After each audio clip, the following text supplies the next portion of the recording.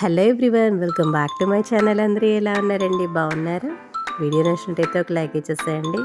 నా ఛానల్ కొత్తగా చూస్తూ ఇంతవరకు మీరు సబ్స్క్రైబ్ చేయకపోతే వెంటనే సబ్స్క్రైబ్ చేసేసుకొని పక్కన ఉన్న బెల్ ఐకాన్ ప్రెస్ చేయండి. అప్పుడు నేను పెట్టే వీడియోస్ అన్నీ మీకు నోటిఫికేషన్గా వస్తాయి.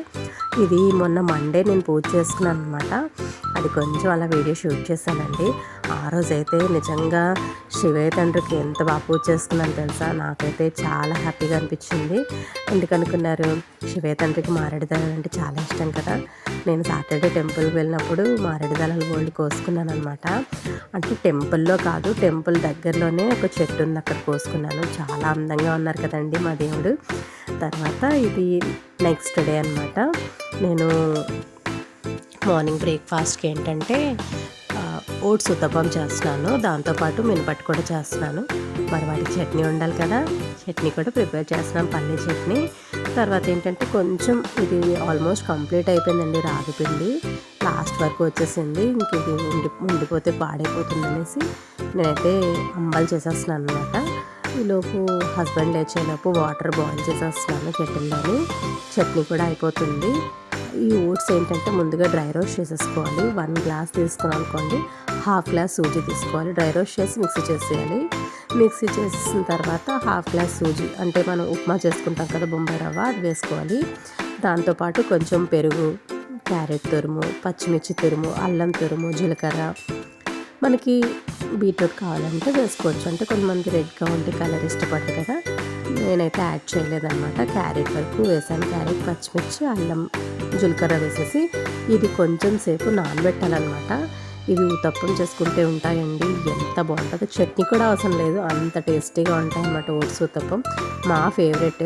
మా హస్బెండ్ అయితే కొంచెం అంత ఇష్టంగా తినరు, సో దానికోసమైతే మినపట్టు పోసానమాట. మొత్తం పచ్చిమిర్చి, అల్లం తరుగు, జీలకర్ర, ఉల్లిపాయ తరుగు అన్నీ వేసేసి తర్వాత ఏంటంటే చిట్టి చిట్టి ఓట్స్ ఉత్తప్పం అయితే వేసేసాను అనమాట. చాలా బాగుంటాయండి, వేడి వేడి అలాగా మనం తినేయచ్చు అనమాట. ఈవినింగ్ స్నాక్గా తినొచ్చు, మార్నింగ్ బ్రేక్ఫాస్ట్గా తినొచ్చు. చాలా టేస్టీగా ఉంటుంది. Healthy version. అంటే రోల్డ్ ఓట్స్ తీసుకున్నాను అనమాట. మనం దీన్ని ఉప్మా చేసుకోవచ్చు, ఇలా కూడా చేసుకోవచ్చు అనమాట ఉత్తప్పంలాగా. తర్వాత లంచ్ వరకు వచ్చేస్తే ఈరోజైతే ఏంటి పన్నీర్ మెజెస్టిక్స్ని పన్నీర్ దమ్ పులావ్ చేస్తున్నాను అనమాట. దమ్ బిర్యానీ లాగనమాట. నా స్టైల్లో చేస్తున్నాను. ఇలాగే అనేం కాదు, నాకు ఇలా వచ్చి నేను ఇలా చేసేసుకుంటాను అనమాట. ముందుగా మ్యారినేషన్ చేసుకోవాలి. అంటే మెజెస్టిక్స్కి చేస్తున్నాను అనమాట. బ్యాటర్ రెడీ చేయాలి. ఒక 1 టేబుల్ స్పూన్ ఏమో వరిపిండి తీసుకున్నాను, 1 టేబుల్ స్పూన్ మైదా తీసుకున్నాను. దాంట్లోనే ఏంటంటే అల్లం వెల్లుల్లి పేస్ట్, కొంచెం సాల్ట్, కొంచెం పసుపు వేయాలన్నమాట, అంతే.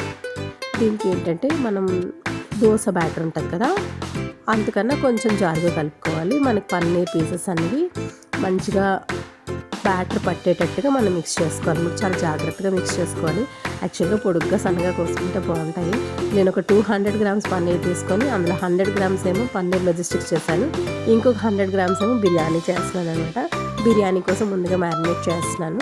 పన్నీర్ తీసుకొని పీసెస్గా కట్ చేసేసుకొని అందులో సాల్ట్, అంటే ఉప్పు, కారం, పసుపు, ధనియాల పొడి, జీలకర్ర పొడి, కొంచెం అల్లం వెల్లుల్లి పేస్ట్ వేసేసి కొంచెం కారం కూడా వేసేసాను అనమాట. అన్ని స్పైసెస్ అన్నీ యాడ్ చేసేసాను.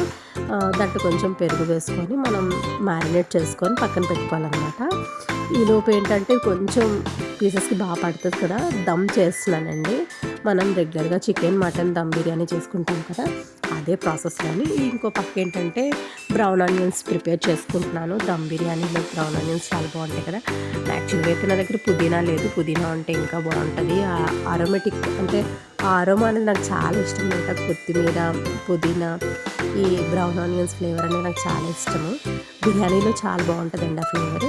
ఇప్పుడు ఇవి మంచిగా బ్యాటర్ రెడీ చేసుకున్నాం కదా, అందులో డిప్ చేసేసుకొని చాలా జాగ్రత్తగా వేయాలి. ఏంటంటే దగ్గరగా వేసేయకూడదు, అంటిపోతే. నాకు ఆత్రం ఎక్కువ కదా, అన్నీ ఒకేసారి వేసేసాను. దానివల్ల సెకండ్ టైం వేసేటప్పుడు దూరంగా కొంచెం వేసుకున్నాను. కొంచెం సహనంగా ఓపికగా చేసుకోవాలండి. ఇవి ఏంటంటే కొంచెం వేగిపోయిన తర్వాత మళ్ళీ ఫ్లిప్ చేసేసుకోవాలి. ఇంకో పక్క ఏంటంటే అవి మంచిగా సిమ్లో పెట్టి వేయించుకోవాలి. ఇంకో పక్క దీన్ని సార్ట్ చేసుకోవాలండి, దానికే నేను ప్రిపేర్ చేసుకుంటున్నాను.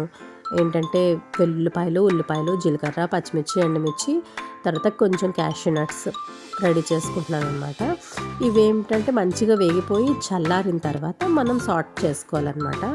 చాలా బాగుంటాయండి పన్నీర్ మెజెస్టిక్స్ అయితే మాత్రం. ఇప్పుడు సార్ట్ చేయడానికి అయితే ముందుగా అదే బాండీలోనే ఆయిల్ వేసుకున్నాను. జీలకర్ర, పచ్చిమిర్చి, ఎండుమిర్చి, కొంచెం వెల్లుల్లి పీలౌట్ చేసి చిన్నగా చాప్ చేసుకోవాలి. దాంతోపాటు కొంచెం జీడిపప్పు వేసుకొని సరిపడా కరివేపాకు వేసుకోవాలన్నమాట. ఇప్పుడు ఏంటంటే ఇవి బాగా హై ఫ్లేమ్లోనే మనం సార్ట్ చేయాలండి. ఎందుకనుకున్నారు, ఈ అరోమా అన్నది బాగా తెలుస్తుంది అనమాట మనకి. మంచిగా హై ఫ్లేమ్ మీద కలుపుతూ ఉండాలి, మాడిపోకూడదు, కానీ మనకి బాగా ఫ్రై అవ్వాలి. అదే ఈ డిష్కి టేస్ట్ని ఇస్తుంది అనమాట. చాలా మంచిగా సార్ట్ చేసుకున్న టైంలోని అల్లం వెల్లుల్లి పేస్ట్ ఒక 1/2 టీ స్పూన్ వేసుకున్నాను. నేను కొంచెం క్వాంటిటీలో చేస్తున్నాను కదా, మీరు ఒకవేళ 200 గ్రామ్స్ అనుకోండి 1 టేబుల్ స్పూన్ వేసుకోండి. నేను ఏంటంటే ఇప్పుడు 100 గ్రామ్సే చేస్తున్నాను, సో 1/2 టేబుల్ స్పూన్ వేసుకున్నాను అల్లం వెల్లుల్లి పేస్ట్ అనేది. తర్వాత అందులోనే కొంచెం జీలకర్ర పొడి, ధనియాల పొడి, కారం కొంచెమే వేసుకున్నానండి, ఎందుకంటే మేము చాలా తక్కువ తింటాం కారము. ఆల్రెడీ పచ్చిమిర్చి, ఎండుమిర్చి వేసుకున్నాం కదా, అందుకు ఎక్కువైపోతుందేమో అనేసి కొంచెమే వేసుకున్నాను, మళ్ళీ మండిపోతుంది కదా నోరంతానని. అప్పుడు ఏంటంటే కొంచెం వేసుకున్నాను లైట్గా కాశ్మీరీ చిల్లీ పౌడర్ వేసానండి, కలర్ కోసం బాగుంటుంది. ఆ తర్వాత ధనియాల పొడి, జీలకర్ర పొడి, కొంచెం కారం, పసుపు, ఉప్పు వేసేసి మంచిగా ఫ్రై చేయాలి. ఆ తర్వాత ఆల్రెడీ మనం ప్రిపేర్ చేసి ఉంచుకున్నాం కదా పన్నీర్, డీప్ ఫ్రై చేసుకొని ఆ పన్నీర్ అనేది యాడ్ చేయాలి. కొత్తిమీర కూడా, కరివేపాకు వేయాలి. లాస్ట్లో మనం దించే ముందు కొత్తిమీరతో గార్నిష్ చేసుకొని మర్చిపోయాను, పెరుగు కూడా వేయాలండి. మీ దగ్గర ఫ్రెష్ క్రీమ్ ఉందనుకోండి, ఫ్రెష్ క్రీమ్ కూడా యాడ్ చేయండి. అప్పుడు ఏంటంటే మీకు మంచి టెక్స్చర్ వస్తుంది అనమాట. ఈ పెరుగుని కూడా బాగా కలపాలండి.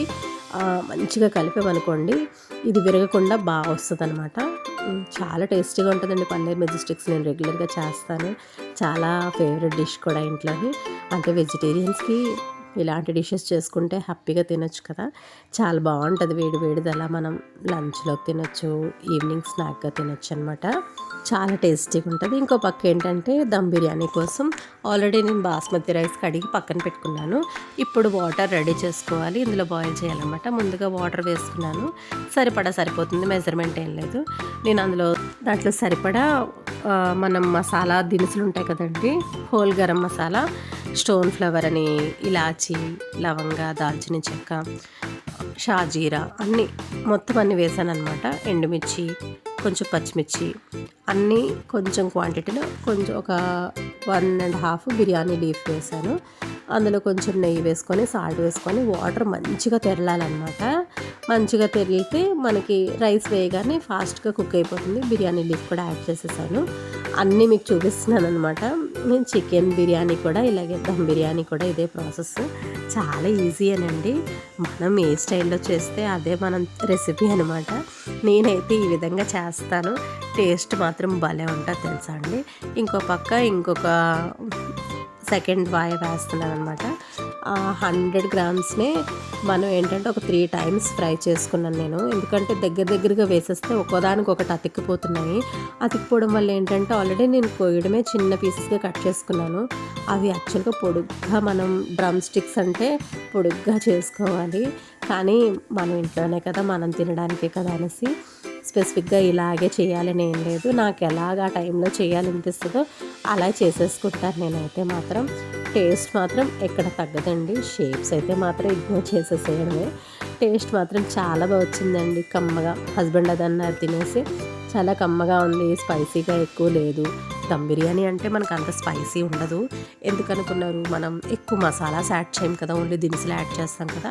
ఆల్రెడీ బియ్యం కడిగి పెట్టి పక్కన ఉంచుకున్నాను కదా, అది ఇప్పుడు యాడ్ చేస్తున్నాను. వాటర్ మంచిగా తెల్లిపోతుంది కదా, ఈ టైంలో మనం బియ్యం యాడ్ చేసుకున్నాం అనుకోండి. బాస్మతి రైస్ తీసుకున్నాను, దీనికైతే మెజర్మెంట్ ఏం లేదు, మనకు సరిపడా అంటే ఆ రైస్ మునిగే వరకు వాటర్ మరిగించుకుంటే సరిపోతుంది. ఇప్పుడు ఒక 70% ఈ రైస్ అన్నది మనకు బాయిల్ అవ్వాలి, మనం చెక్ చేసుకోవాలన్నమాట. ఉడుకుతూ ఉన్న టైంలోని ఒక రైస్ గ్రెయిన్ తీసుకొని మనకి ఒక బ్రేక్ అయిందనుకోండి, అది మనకి ఇండికేషన్ అనమాట. ఒక 70% బాయిల్ అయిపోతే సరిపోతుంది. దాన్ని మనం వేరే ఒక జాలి గిన్నె ఉంటుంది కదా, దాంట్లో ట్రాన్స్ఫర్ చేసేసుకోవడం. చూసారా, ఇలా ఉడికిపోతే సరిపోతుంది, మనకు తెలిసిపోతుందండి ఆ రైస్ ఎంతవరకు కుక్ అయిందని.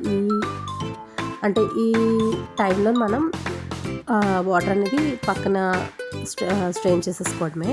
నేను ఇది యూజ్ చేస్తానండి, కొంచెం క్వాంటిటీయే చేశాను కదా, సో ఇదైతే సరిపోతుంది. యాక్చువల్గా అయితే ఎక్కువ చేసేటప్పుడు అయితే నార్మల్గా వేరే గరిటె అలాంటిది ఉంటుంది అనమాట, దాంతో నేను తీసేస్తాను. ఇది కొంచెమే కదా ఇలా వేసేసాను అనమాట. కింద గిన్నె పెట్టాను అండి, ప్రాబ్లం లేదు. ఇదేంటంటే నేను కడాయిలో చేస్తున్నాను, ఎందుకనుకున్నారు, చాలా బాగుంటుంది దమ్ము. అంటే కొంచెం మందపాటిగా ఉండాలన్నమాట. ఆల్రెడీ మనం మ్యారినేట్ చేసుకున్నాం కదా పన్నీర్, అది యాడ్ చేశాను దాంట్లోనే.